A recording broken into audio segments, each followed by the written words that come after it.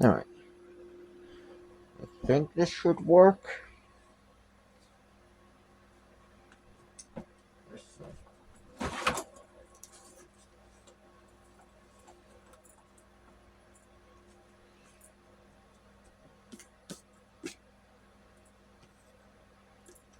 This is just great. Allergies are gonna start acting up. Okay. Hello. Everyone probably shouldn't be messing with my bandana when I have dust on my hands. But hello everyone. My name is Lone Wolf. You're watching Cryptid Cries and Cryptid Time. Yay! Um, this is episode 72. Um, I'm gonna try and edit this video. So, if you see this video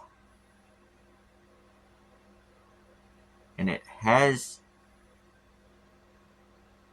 edit has been edited, then I guess you know it worked. If not, I probably lost my patience and just said screw it. um,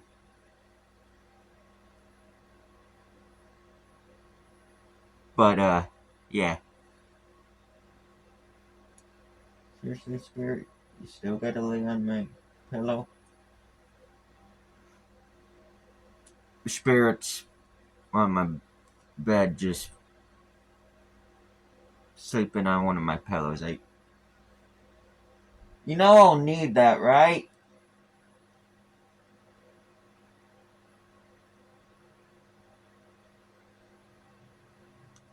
Okay. Guess he doesn't care. You better not start snoring. You're gonna ruin the video. He's ignoring me. But no. But you know what? Before I get into the cryptids, there's been times I've been playing my PS5, and all of a sudden behind me, I hear him snoring. I know I shouldn't laugh because he does have asthma, and he's a glutton too. But it's just funny when you don't hear anything, and then just right behind you, you hear snoring, and you think a person's behind you, and no, it's just a cat. Anyways, we're damn near done with the book. Hopefully, I'm hoping to hopefully get out and make some videos out in the woods, but oh, we're in Wyoming.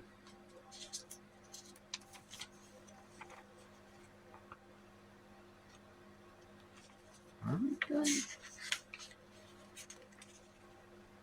Oh! We're done with the book after this. So you know what? I'm not doing the lake monsters. I don't like lake monsters that much.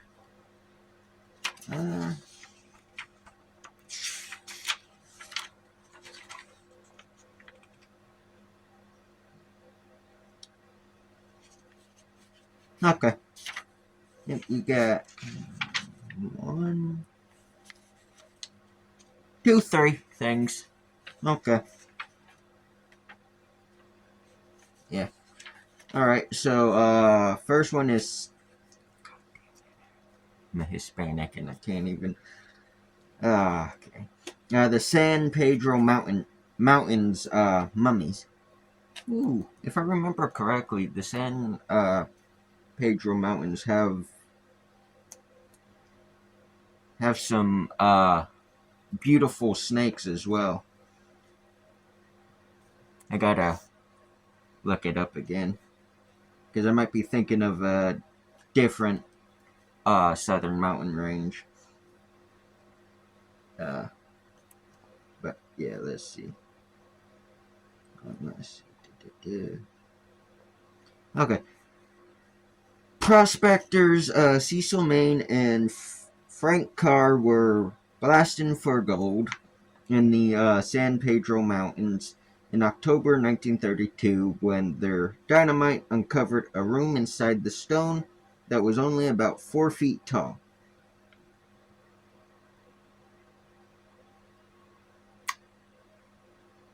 Okay. I mean, using dynamite for gold is, or to mine anything, is fairly common, but to find a leprechaun's home is a little. I think you just made more money than you would have if you found gold. Anyways, um, according to the Wyoming State Historical Society, the room wasn't the strange part. The strange part was what was in the room. The prospectors had found a mummified, full-grown human sitting with its legs crossed. So crisscross applesauce.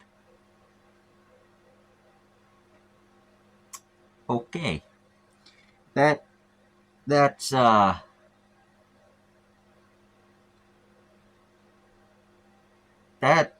that would have been creepy.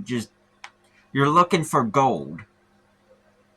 Then you find a room, you look in it, and there's just a body gone. We've been expecting you. Just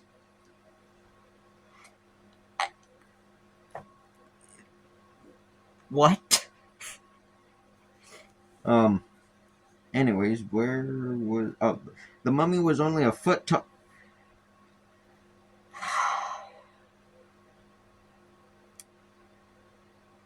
Great. The mummy was. Yeah, the mummy was only a foot tall and had the face of an old man. Well, I mean, when you're mummified, anything that's mummified has the face of an old man. Um.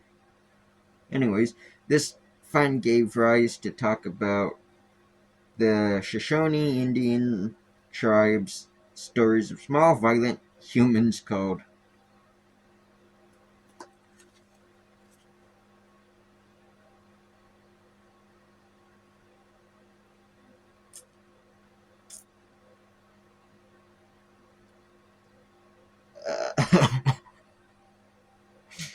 Great. Another word I don't know how to pronounce. Uh, I'm gonna assume it's Nimerigar or something like that.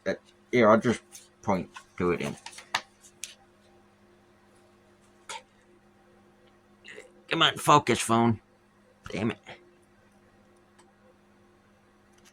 Come on. You're not gonna focus? Okay. Well, it's Nimerigar.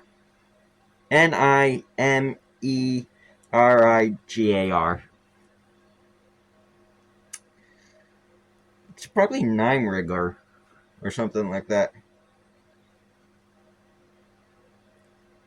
Nimerigar. Something like that. I should be very careful saying that word. Um. Anyways, who would attack the Shoshone with small bows that shot poison-tipped arrows. Isn't there a tribe? I don't think it's here in the U.S. Actually, I know for a fact that it ain't here in the U.S. I think it's on one of the islands. But isn't there a tribe that's basically known for being smaller people? Also, why am I? Y'all can't see my hands when it's down here, but being like tiny people, shall we say, shorter people, and don't they use poison-tipped arrows for hunting and all of that? Because I think I read or heard about that somewhere. I think it's, I don't want to say New Guinea, but it might be one of those islands near there or something like that. Also, hi, Harriet. Got Harriet. You're a good girl. Okay, let go of my bandana. There you go.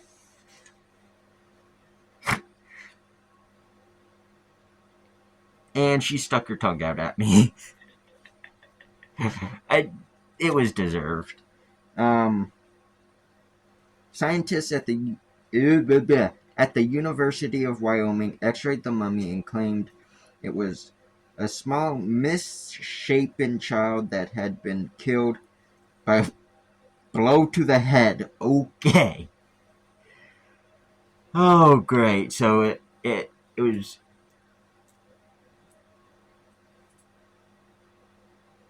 That's a big stink bug. Hold on. Let me. Sorry.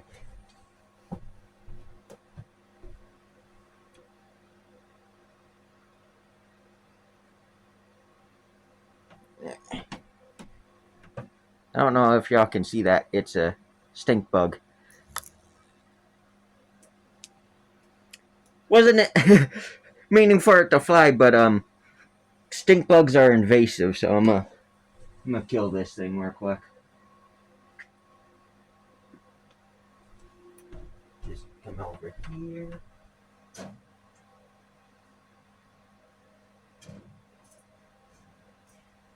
There we go. That was a good sized stink bug too. But with how it's talking, it could have been a child that had Down syndrome, which means, well, it was also misshapen, so it could have been born with. I don't know what it's called, but you ever see those people that, like, their hands are kind of like fused into their elbows, so they're kind of, when they move, it's like that, or like their fingers didn't grow properly, so it's bits and pieces and like nubs and stuff like that. Could have been something like that, and in return, uh, he probably took a club and poof. And here's the thing: it was probably a few times to kill him too. So it was probably painful. Which, man, am I glad we live in a time where Down syndrome, autism, stuff like that. I mean, it's still seen as a disability and all of that, but like we have ways of dealing with it. I mean, you ain't gonna reverse the effects and all of that, but we have an understanding for it for the most part, and we have ways to deal with it. Because here's the thing: I think even in the 1950s, if someone was autistic or whatever, they took a spike basically and took it right in the eye, like probably right here, and whack to try and do that, or lobotomies basically. Yeah. So, am I glad we live in a time where we understand it enough to not torture them? But man, does it suck that for who knows how long those people were killed for it. like something you're born with. You were killed for it, basically. So that's this is probably what happened. Is I'm not going to say it's the Shoshones, but it could have been another tribe or just even the white men themselves. Um, could have gave birth to child that maybe looked normal enough or like looked different, but thought they weren't, you know, different till they got to about that size, realized there was something wrong with them, and whack. Actually, it wouldn't be whack, it'd probably be whack, whack, whack. Even though, I guess at that point, if I was in that time and I was a disabled kid, I probably would have preferred just look at the flowers. Oh, those are nice flowers. Boom. Uh, yeah, I'd rather be executed than that type of torment. Because think about it. These were probably people you knew that probably killed you. That's the thing. Probably like if it wasn't your parents, it was probably an aunt, an uncle, probably grandparents. Um, someone you knew, and unfortunately, by the sounds of things, this was probably a child with obviously a disability because it says misshapen child. So, so most likely what happened is maybe one of the tribes. Maybe it was Shoshone. Maybe it wasn't. Maybe it was just a horrible white man. Which I guess at that time that was a lot of them. I mean, there were still some good ones, but not a lot. But it, this child probably loved everyone, and because it was misshapen, as it said, was probably killed for it. That or it could have easily been a dwarf or a little person, if you will. Because I think dwarf, I know midget's not really a good term to use, and I'm not sure if dwarf would be good either, but someone with dwarfism could have been minding their own business, probably would have been a part of a circus at that time. Um, and someone could have easily killed him for it. But enough for the dark side. I still have rest to finish, and then we got two more to deal with. Um, Other reports claimed it was a fully grown adult who died when he was in his 60s, which doesn't really make sense for the height if it was a fully grown person. Unless it was a dwarf, which, yeah. Whatever or whoever it was, of course they named him. Pedro was displayed in oh a meatsy Eatsy or Ise Meeteets. So, if anybody knows how to pronounce that, please down in the comments below, let me know. Same goes for that one word that starts with N, because I have no clue. Um, Drugstore until the figure was sold to a businessman from Casper, of course. In the 1950s, of course, it was sold to New Yorker, of course, Leonard uh, waddler and has since disappeared. Whether it is the mummy of a Nymeriger or the sad case of a disformed child, thank you, it remains a legendary piece of Wyoming history and a potential dark piece. And here's the thing, Wyoming has some dark history too. That's the problem. Um, I could talk about the lake monster that's on here, but like I said, I don't like doing lake monsters that much. What I'll do is I'll go back to all of the lake monsters and everything, but I got better things to do with just land cryptids for right now. I'm kind of rehashing this one, but Bigfoot, because I think we got 3, 4 cryptid times that has a Bigfoot in it, but this is actually a cool one I'd like to talk about. Um, oh, let me look.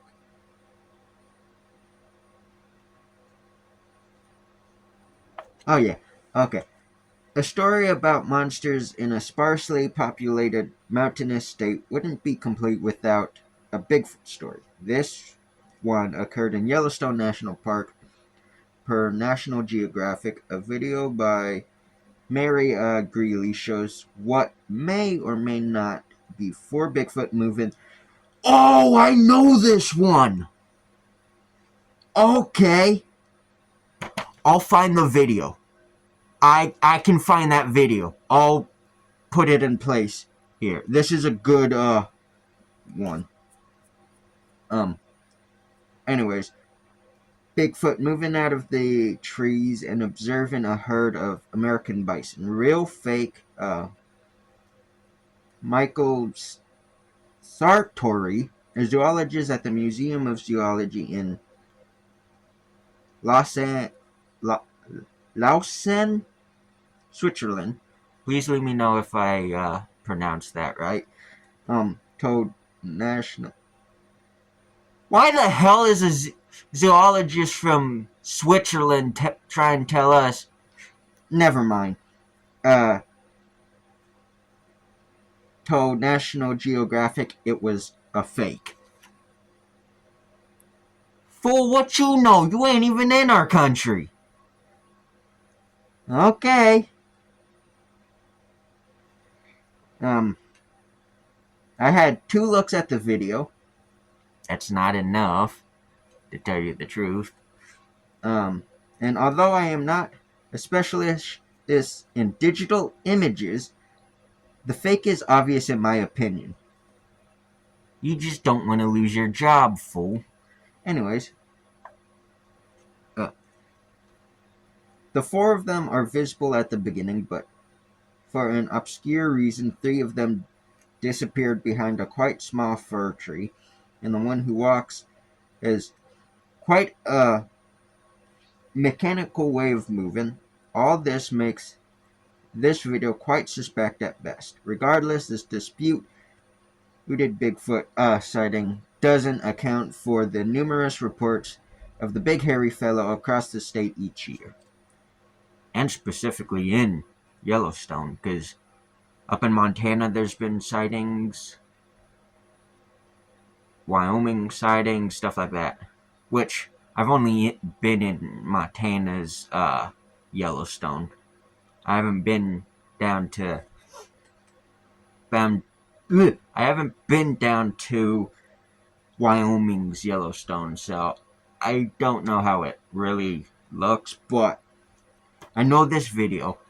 I'll play it once I find it, I'll play it at the end of if I can. I'll play it at the end of the video. If I can get my hands on it and download the footage. That's the only problem. Because trust me, I tried downloading some footage before and of a different video and couldn't access it on the computer. So yeah, but y'all probably know which one this one is because it's been doing its rounds for a lot. Um, but hopefully I can find it and post it. Anyways, this last one is my favorite. I I love this one. This one's a cool one. Uh, you know what? Here, let me show you the photo first. Which uh, I kind of have a idea, and I heard about this one too, and it makes sense. There's that. Can y'all guess what it is? Now, ladies and gentlemen, the jackalope. This is probably one of the coolest uh, creatures ever, because this is one that could actually exist. Um, and I'll explain at the end once I'm done reading this. I'll give my 2 cents into it because I heard about it, this thing, and it does make sense. Anyways, jackalope.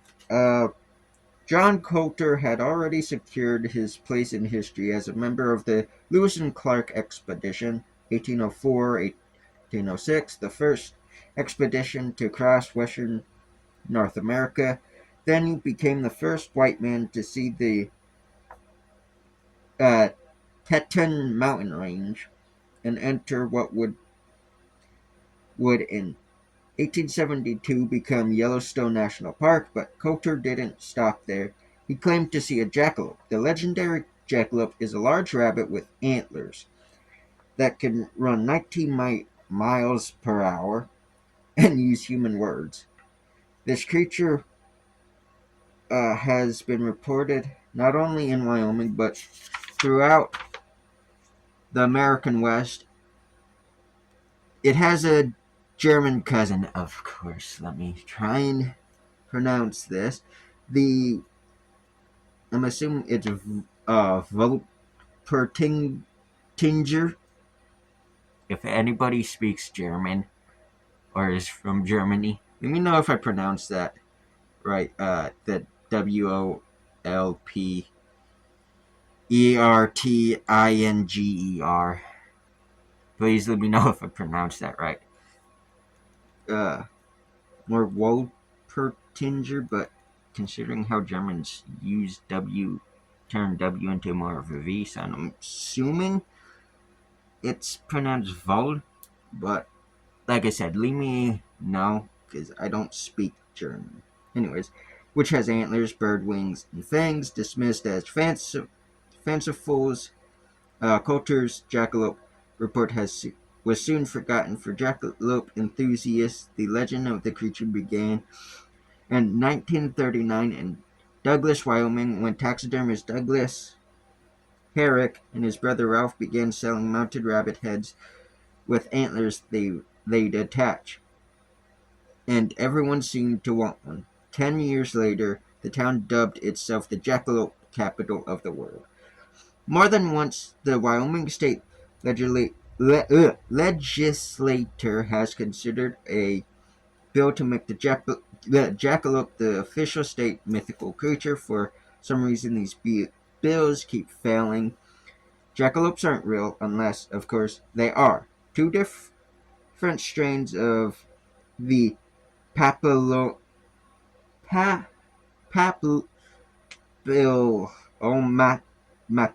virus are known to attack rabbits, raising horn-like tumors on the top of their head. Papillomatis is also called jackalopism. So, what did Coulter and others after him see? A diseased rabbit or something much more cryptic? And that's it. We're done with that book.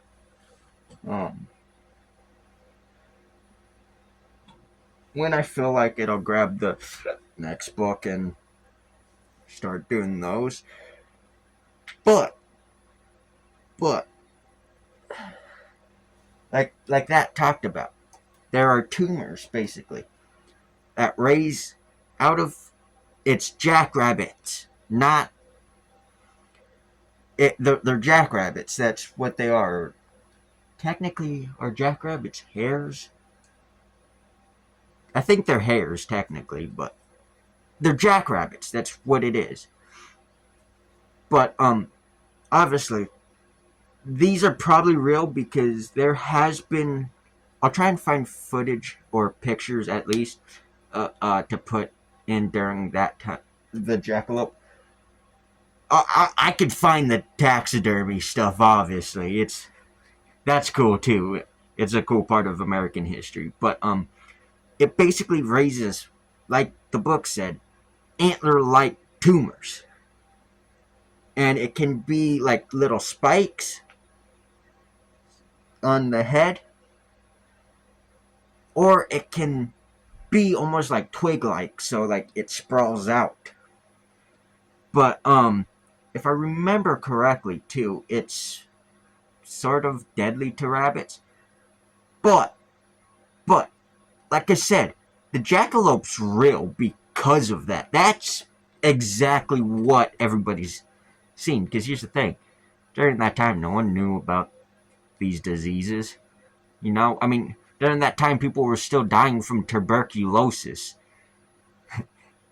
which I don't know if anybody heard about that or knows what that is, but that's a bad disease. But we have cures for it now, basically. But yeah. At the end of the video, if you see something at the end of the video, it's that Bigfoot sighting, because that's an iconic video. Y'all probably know already know what it is by just hearing that report. But yeah, this is probably one of the longest cryptid times. So I'm gonna leave it off here. So until next time, I'll see y'all on the next hunt. Bye.